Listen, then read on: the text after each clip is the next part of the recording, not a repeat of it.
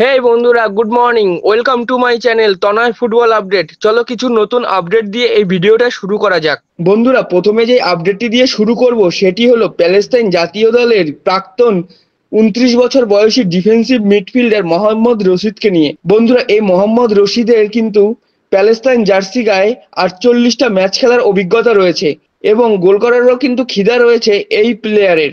তিনি বর্তমানে ইন্দোনেশিয়ার ক্লাব পারসেবায়াতে খেলছেন এবং এই ক্লাবের হয়ে 2024-25 মরশুমে 31টা ম্যাচ খেলে 6টা গোলও করেছেন এবং এই ক্লাবের সঙ্গে তার কিন্তু 2025-এর 31শে মে চুক্তি শেষ হয়ে যাচ্ছে। তো বন্ধুরা, শোনা যাচ্ছে এই প্যালেস্তাইনের ডিফেন্সিভ মিডফিল্ডারকে কিন্তু আগামী 2 বছরের জন্য টার্গেট করছে ইস্টবেঙ্গল এফসি। হ্যাঁ বন্ধুরা, এরকমই কিন্তু একটা সূত্র মারফত তথ্য বেরিয়ে এসেছে। তো বন্ধুরা, এই প্লেয়ারকে নিয়ে তোমরা ইস্টবেঙ্গল ফ্যানেরা কতটা এক্সাইটেড সেটা কিন্তু অবশ্যই কমেন্ট করে জানাও।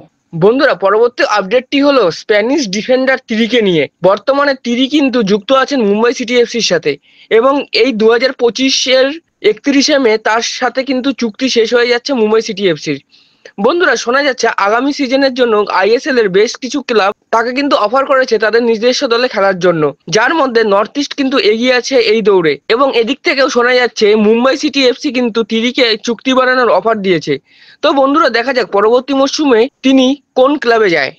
বন্ধুরা, তাহলে কি আবারও পুনে সিটির মতন কি হায়দ্রাবাদ এফসিও বন্ধ হয়ে যাচ্ছে? কারণটা কেন বলছি, বর্তমানে হায়দ্রাবাদ এফসির ওনার কিন্তু দিল্লির জিন্দাল গ্রুপ। তো বন্ধুরা, শোনা যাচ্ছে এই জিন্দাল গ্রুপ কিন্তু হায়দ্রাবাদ এফসিকে আর হায়দ্রাবাদ থেকে চালাতে চাইছে না, তারা চাইছে দিল্লি থেকে একটা নতুন নামে এই দলটাকে পুনর্গঠিত করতে।